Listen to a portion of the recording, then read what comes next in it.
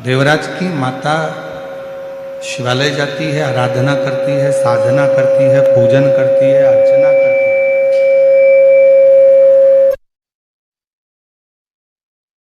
नियम था भगवान शंकर के मंदिर में जाकर एक लोटा जल समर्पित कर प्रतिदिन। उसका पुण्य, जो माँ ने एक लोटा जल समर्पित करा, जो माँ ने आराधना करी, जो माँ ने साधना करी, उसका पुण्य देवराज को प्राप्त हो। चोर था देवराज, ब्राह्मण के घर में जन्म लेने के बाद भी चोरी करना नहीं छोड़ा। ब्राह्मण के घर में जन्म लेने के बाद भी गलत काम करना नहीं छोड़ा।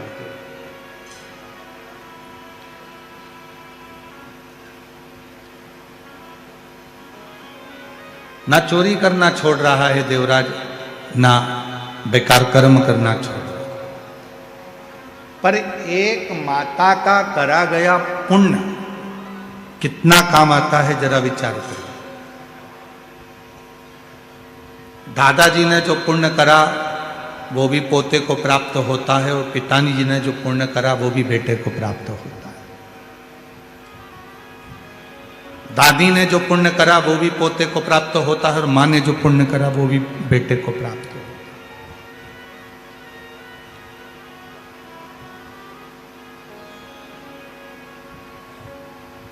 एक नारी और एक पुरुष, दोनों के व्रत करने में बड़ा अंतर है। शिरूर वालों थोड़ा सावधानी से सुना है, स्त्री भी व्रत करती है और पुरुष भी व्रत करता है। पुरुष यदि सोमवार का व्रत कर रहा है, शनि महाराज का व्रत कर रहा है, मंगलवार का व्रत कर रहा है, बुधवार का व्रत कर रहा है, रविवार का व्रत कर रहा है, बृहस्पतिवार का व्रत कर रहा है, शुक्रवार का व्रत कर रहा है, कोई भी व्रत यदि पुरुष करता है तो उसके व्रत करने का फल केवल पुरुष को ही मिलता है। ध्यान देना थोड़ा सा कथा, उसका फल केवल पुरुष को ही मिलेगा। पर जब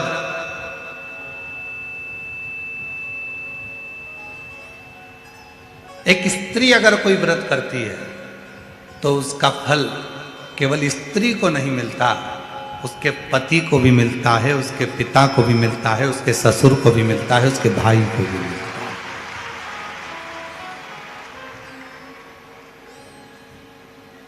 इसीलिए शायद पति के नाम के आगे धर्म नहीं लगाया, पर पत्नी के नाम के आगे धर्म लगाया, धर्म पत्नी। आज तक किसी पति के नाम के आगे तुमने सुना कि धर्म पति है? अरे बोलो तो शिरूर वालों, सुना आप लोगों ने? नहीं सुना।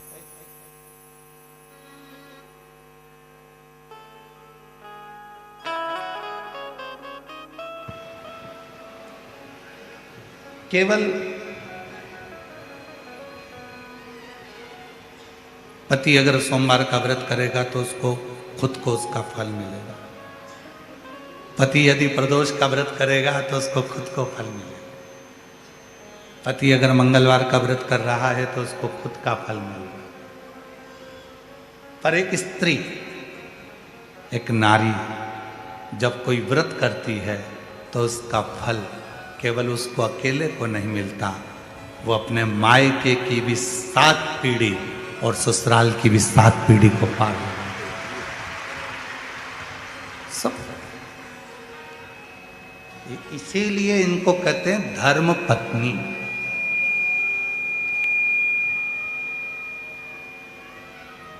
और पतियों के नाम के आगे धर्म नहीं लगाया कि तुम धर्म पति, वो धर्म पत्नी है। और पत्नी और धर्म पत्नी में भी जमीन और आसमान का अंतर होता है। पत्नी वो होती है जो पति को पतन के रास्ते पर ले जाती है। पत्नी वो होती है जो पति को कर्जे में डुबा जाती है।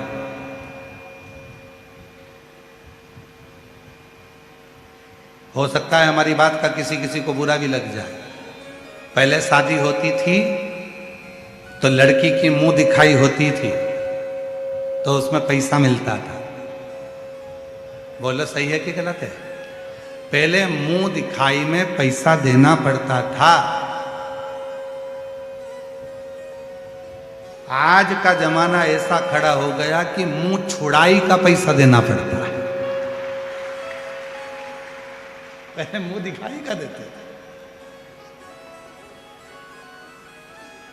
अब तो जो अदालत में केस पहुंचा तो घर के लोग कहते चाहे कितना ही पैसा लग जाए इसका मुंह नहीं देखूंगी, अब मैं इसका मुंह छुपा लूं। अब मतलब मुंह दिखाई का पहले पैसा लगता था, आजकल मुंह छुड़ाई का पैसा लगता है, इसका मुंह नहीं देखना पैसा लगता।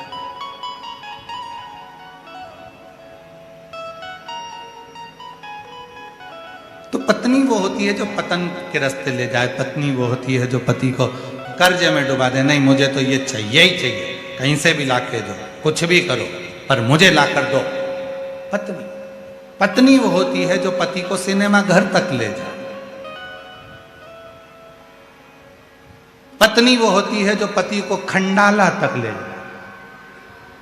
और धर्म पत्नी वो होती है जो पति को शिव महापुराण की कथा तक ले आए। धर्म पत्नी वो है जो पति से कह दे चलो अपने गांव में शिरूर में रामलिंगम का मंदिर है, चलो शिव जी को एक लोटा जल चढ़ा कर आते। धर्म पत्नी वो होती है जो रोज एक लोटा जल भरकर पति के हाथ में पकड़ा कर कह दे, पति को एक लोटा जल देकर कह दे कि सामने शिव जी का मंदिर है, तुम जाओ और शंकर जी को जल चढ़ा कर आओ, तुम जाओ भगवान शंकर को जल चढ़ाओ।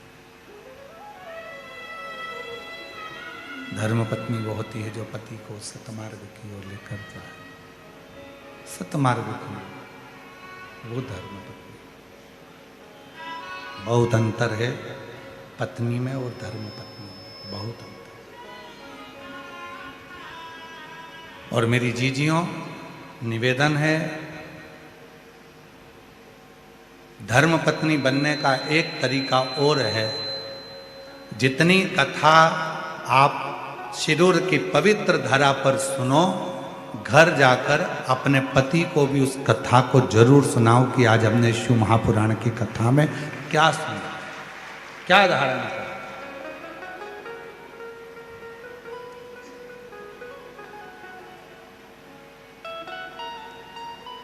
थोड़ा ना थोड़ा संवाद, भगवान शिव की चर्चा, भगवान शंकर की कथा, भगवान शिव का स्मरण, भगवान शंकर का भजन, भगवान शिव की भक्ति, भगवान शंकर का नाम जाप, भगवान शंकर का स्मरण थोड़ा न थोड़ा अपनी जिंदगी। और तेरी कृपा बिना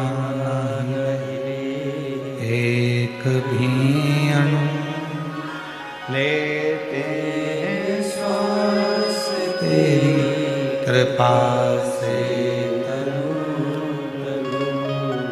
बखान क्या करूं मैं। आप भी बोलिए साथ में, जितने बैठे हैं।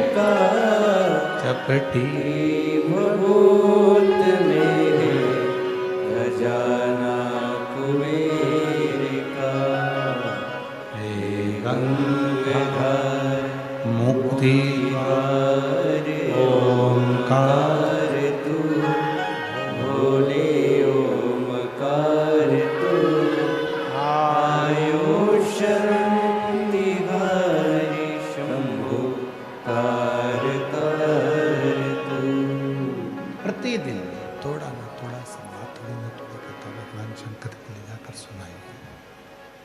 घर में जाओ जब तो शिव जी की थोड़ी ना थोड़ी चर्चा करिए, भगवान शंकर की थोड़ी ना थोड़ी चर्चा धारण करिए, शिव प्रसंग को थोड़ा ना थोड़ा सुनाइए, श्रवण कराए।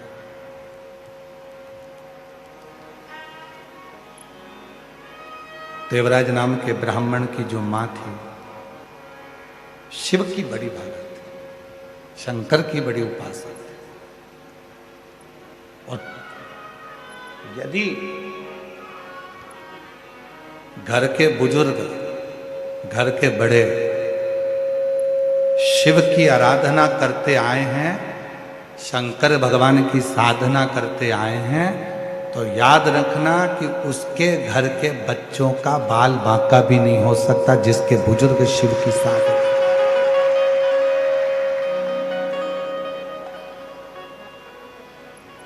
जिसके बुजुर्ग शिव की साधना करते,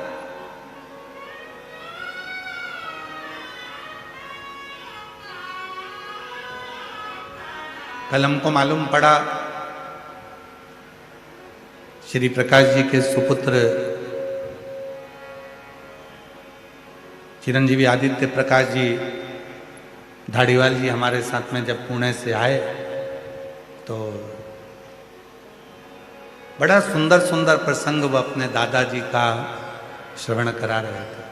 आदित्य बाबू कहाँ बैठे हैं? कहीं बैठे हैं? अच्छा, बहुत सुंदर सुंदर प्रसंग आप सुना रहे थे और मन कर रहा था कि ऐसा लग रहा था कि स्वयं शंकर भगवान ही अमर कथा पार्वती जी को सुना रहे हो। तो हम भी उसी भाव से उसको सुन रहे हैं। आदित्य उन्होंने एक प्रसंग कहा कि गुरुजी, हमारे दादाजी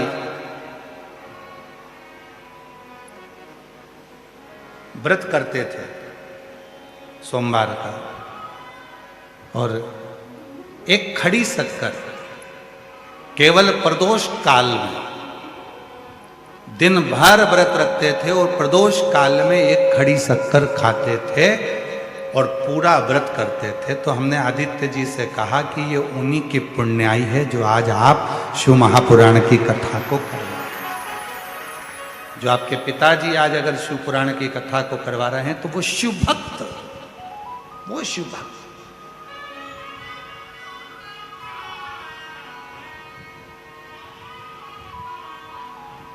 ये शिव पुराण ऐसी पहुंचती ही नहीं है। शिव महापुराण का नियम है, शिव महापुराण उस गांव में उस यजमान के घर जरूर जाएगी जिस घर में माता पिता भाई बंधु में से कोई भी, बुजुर्ग में से, बेटों में से, बेटी में से कोई ना कोई शिव की साधना में, भगवान शंकर की साधना में कोई ना कोई डूबा हुआ होगा तो शिव पुराण जरूर पहुंचेगा, शिव महापुराण की कथा जरूर जाएगी। जिस घर के साधना करने वाले, भजन करने वाले, स्मरण करने वाले कोई ना कोई होंगे तो शिव महापुराण वहां जरूर जाएगी, शिव पुराण जरूर पहुंचेगी।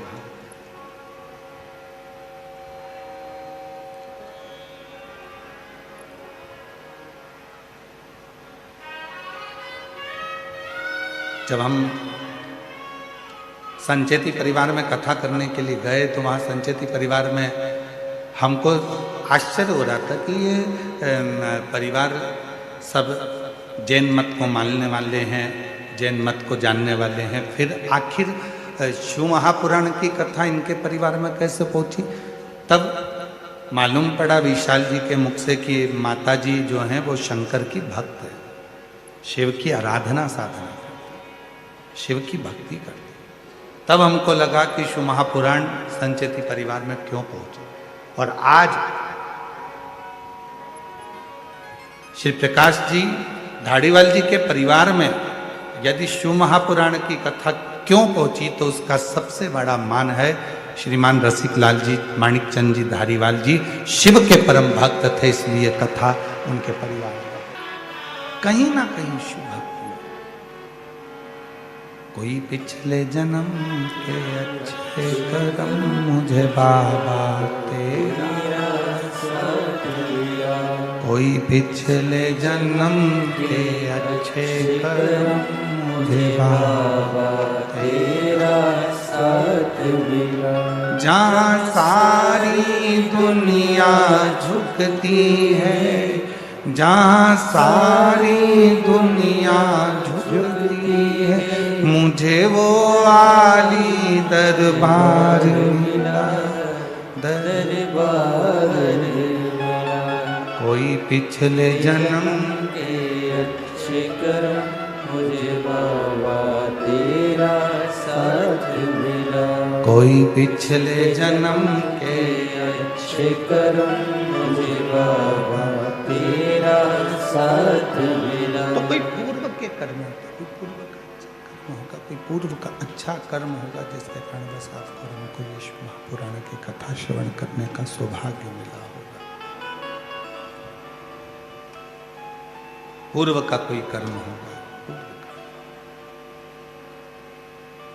देवराज नाम के ब्राह्मण की मां शिव की परम रसिक थी। शिव के मंदिर में जाना, एक लोटा जल समर्पित करना, ये उनका नियम। पुण्याई।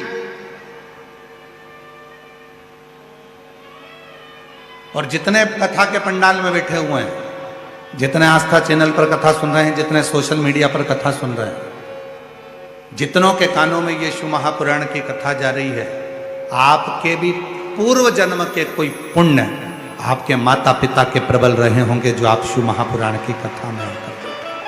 बोल बम का नारा है, आवाज नहीं आई, जरा दम के बोलो। बोल बम का नारा है, सारी समस्या का हल श्री शिवाय हार हार।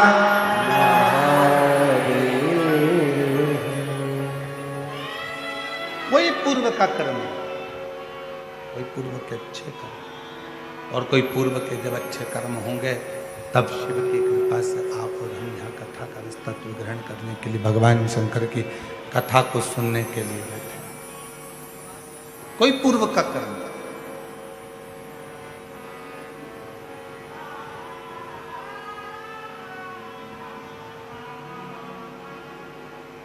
देवराय नाम के ब्राह्मण की जो माता जी थी वो शिव की उपासक।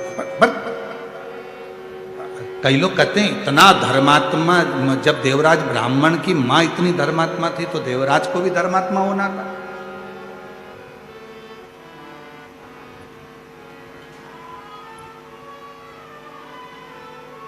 जब माता इतनी धर्मात्मा है, पुण्यात्मा है, तो देवराज को भी धर्मात्मा होना था। जरूरी नहीं है, ये तो कोई पिछले जन्म का कोई अपना कर्म होता है, पिछले जन्म का कोई अच्छा कर्म होता है,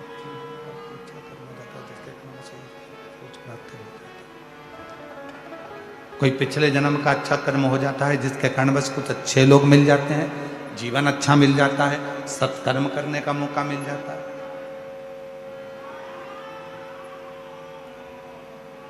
कोई पिछले जन्म के कर्म। देवराज ब्राह्मण की माता धर्मात्मा थी, पुण्यात्मा थी, सत्कर्मी थी, पर देवराज चोरी करता था, गलत काम करता था। तो किसी ने कहा भाई माता इतनी पुण्यवान है, माता इतनी धर्मात्मा है, माता इतनी पुण्यवान है, धर्मात्मा है, रसिक है, तो फिर तो बच्चे को भी धर्मात्मा पुण्यवान रसिक होना चाहिए।